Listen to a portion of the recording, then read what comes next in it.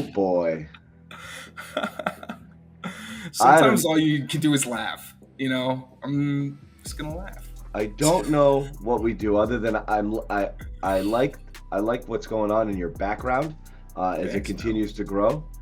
Other than that, I don't like anything else today. I don't like anything at all. So here we are, and I mean, let's see what happens after this game. Wake up call or wheels come off the wagon or what. But I mean, I hate hyperbole because I want to go back and I want to think it over and maybe look back and say, was this the worst ever? But I mean, this is as bad as it gets, and I don't even know where to begin on it because I do. You knew they were challenged, right? You knew they were going to be challenged to start the season. You knew that they were staring potentially 4 losses if Aaron Rodgers was still playing. But they got lucky. They got the Zach Wilson win last week, and then you knew Dallas was going to be challenging. And I mean, it's as bad as it gets. And the offense, I just don't think they could look any worse. And up until this point, maybe Mac wasn't perfect all the time. But he wasn't necessarily the entire problem. Today was a different story, though. Yeah, if we're talking about like the worst loss in Patriots history, I don't think that's true because you can just go back last year to the Bears game. The offense and the defense were completely unprepared in that game. I think that was worse where you're just like, they're getting whooped. Today, I thought the defense, relatively, I thought they were outstanding. They bent, but they didn't break down a ton of really good players. Like they're down to Miles Bryant and Sean Wade having to hold it down on the outside. Like very tough against a good Cowboys team. But this was unequivocally Mac Jones' worst professional game. And it's not close because there have been games where he struggles and makes mistakes. And one thing I love about Mac is usually like after an interception, he's good about bouncing back. He doesn't really do it the rest of the game. And usually he locks in after those. This is a game where he just completely capitalized, bad mistake, not really showing any signs of life. Another bad, I tweeted it, I've never seen him crumble like this. And you know me, I'm not one for hyperbole. I'm hoping that I can look at the film and see some reason for optimism with his performance, but it felt like he was trying to be a hero from pretty early on, like plays where he's dropping back and immediately trying to scramble. There are some times where I think that makes sense, think about, remember, against the Dolphins, where he drops back on 3rd and forever in his own territory and leaves the pocket and tries to hit Gesicki on the scramble. That one made sense because it's a long down and distance. You need to buy time. You can't just sit in the pocket. But there were plays where he's bailing out of pockets before anything even gets there or there's any pressure. And then the decision making, it's like I've seen people try to blame the offensive line and the receivers. Did the offensive line give up pressure? Sure. We knew that was going to happen coming into the game. But there were open receivers and he wasn't throwing to. And regardless of any of that, there's no play to be made. If he's out there taking coverage sacks, then fine. I'm not saying anything bad about Mac Jones. The fact that he's giving the other team points, being loose with the ball, getting stripped near your own territory, throwing the ball across the field late outside, again, I don't even know if I've ever acted like this on camera because I've never seen Mac Jones. I've never seen Mac Jones do anything like that. It's completely unacceptable quarterback play. You can't put this on the receivers. You can't put this on the offensive line. This was Mac Jones giving the Cowboys almost half the points they scored. Honestly, I don't think he's going to ever have a game like this again. I think this truly is the worst game you may ever see from him as a pro. And I'm not going to ring the bell to bench Mac. This was one really bad game, and I think he's been the reason that their offense has even been competitive in the other games they played for the most part.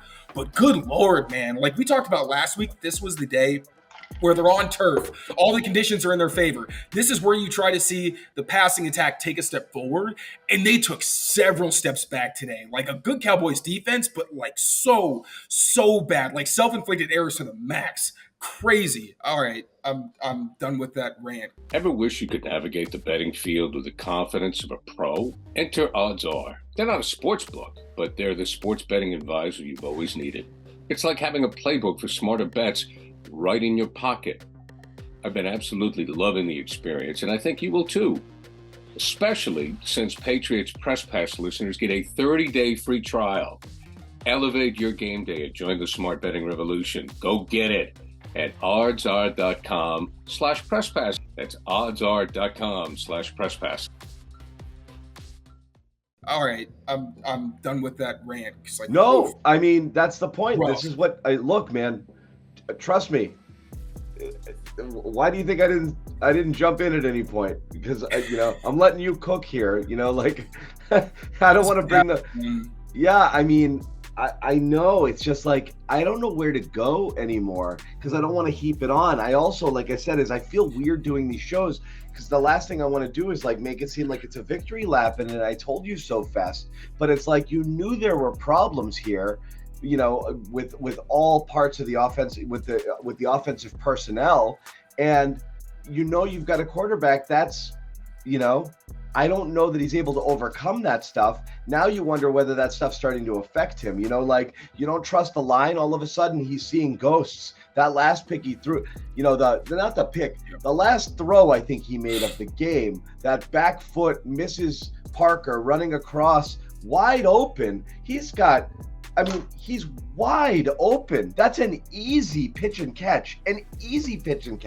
There is no pressure at all. And he's just floating back, throws it 6 feet over his head and behind him. Like, that was awful. And that's seeing ghosts or bailing out on the play or I don't want to be here anymore.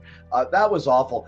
The interceptions are 2 of the worst throws I've ever seen. And decision-wise, I mean, the second one, so late, I just don't. And it's crazy. He got away with it a few plays earlier and still did it. It's like, that's one where like, I'm sure O'Brien's in this year, like, okay, don't do that again. Like, I don't know who you think you are. Don't do that again. Like, he was I understand the playmaking mentality when things around you aren't going super well. I get that. But so early in the game to take it to that extent, and then it's one thing against the Dolphins where like he's doing it, but he's actually making plays. And it's like, all right, if you can do it, fine. That's okay. But when you're doing it and it's hurting the team and you're not even coming through, like I truly did not expect this. And again, like I'm not a Mac Jones apologist, but I like to put up the plays that show he's not as bad as people like to make him out to be. They act like he's got no redeeming qualities. His decision-making, his vision, his accuracy from, short to intermediate has been very good this season. Today was something I've never ever seen from Mac Jones, from scouting him in college, from watching him in the pros. I've never seen anything like this, which is, again, you hope that this is a low that he hits and never gets close to this again. But like you said, this is a real put up or shut up opportunity where you thought that was today, where is the offense going to take a step forward? And now it's all right now. That was pretty bad. And if you don't show significant progress after this, then I think that fans are justified in thinking, hey, this may legitimately turn into a season where you are drafting Mac's replacement because, yes, there are plenty of winnable games on this schedule, but there's also more tough games coming up. They play the Dolphins again. They play the Bills twice. I don't think Aaron Rodgers coming back. I'm not going to say anything like that. But like they have to play the Chiefs. Like there's so many games on this schedule where going into the year, I thought the defense is going to keep them in games, which it has every single week.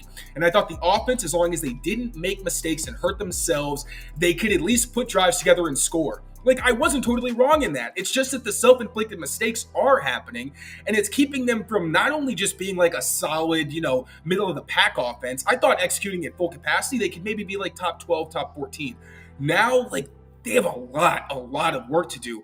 And I don't even think it was so much like, oh, he has no run game. The run game was up and down. It's like they were getting some good chunks. If you're still in the game, maybe as the game goes on, the run game looks better. And the protection wasn't great either. I think, and again, this is one where you have to look back at the tape and see how many times he had an open receiver that he couldn't capitalize on. But it's the mistakes more than anything. It's if you have a hard time with the game plan, you need to make adjustments, guys aren't executing, that's one thing. But turning the ball over and allowing the defense to score points, that's like bottom of the barrel. You are a very bad team if you do these things. And that's what all of today was. Like you said, I don't want to pile on, but like it truly was mind-blowing to see this level of incompetence. The CLNS Media Network is powered by Fanduel. Sign up at FanDuel.com/Boston. And get in on the action with $200 in bonus bets guaranteed. When you place a $5 bet, that's $200 in bonus bets, win or lose. And this is what's frustrating. with the overall kind of construct of the team. And yeah, can they turn it around? Sure. The schedule softens, okay? Can they start playing better? Can they get guys back? Yeah, maybe. 2 potentially big losses on defense. We'll see how significant that is. Judon looked like he was in considerable pain, and we don't know what's going on there. And also Christian Gonzalez was ruled out pretty quickly. I wouldn't be surprised if both of those guys miss time at best. Hopefully it's nothing beyond that, but the problem I think that I've always had is that, you have a quarterback in the middle of a rookie deal. You should have a lot more talent around him, and they don't. They should, and they don't. The defense is solid, but they have no offensive talent to speak of. And for the second year in a row, there's offensive line issues. So now you've got trust issues. Does Mac trust his line? Are Mac and his receivers on the same page? It doesn't look like it at all at times.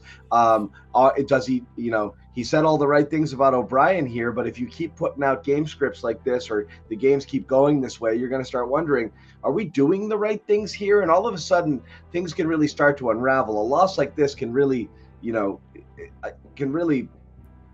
not going to say tank an entire season, but it's a real reality check. It absolutely can. I'm not saying it will. Yeah, no, I'm saying I don't know. I don't know whether Bill Belichick trusts or likes Mac at all, or think it's the best that he can do. So the problem is here is like, you're going to have a whole bunch of people here even saying it on the issue. Tank on the chat, tank.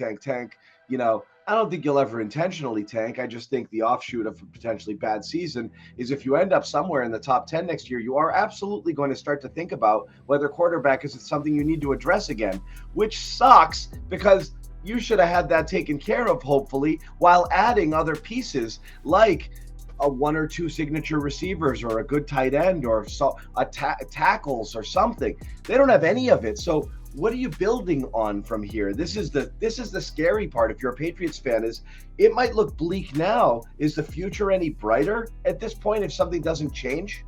With the busy fall season already in swing, you might be looking for wholesome, convenient meals for jam-packed days. Factor, America's #1 ready-to-eat meal kit, can help you fuel up fast with chef-prepared, dietitian-approved, ready-to-eat meals delivered straight to your door. You'll save time, eat well, and stay on track with your healthy lifestyle. Too busy this fall to cook? But want to make sure you're eating well? With Factor, skip the extra trip to the grocery store and the chopping, prepping, and cleaning up too, while still getting the flavor and nutritional quality you need. Factor's fresh, never frozen meals are ready in just 2 minutes. So all you have to do is heat and enjoy, then get back to crushing your goals. Looking for calorie-conscious options during the busy season? Try the delicious dietitian-approved Calorie Smart meals with around less than 550 calories per serving.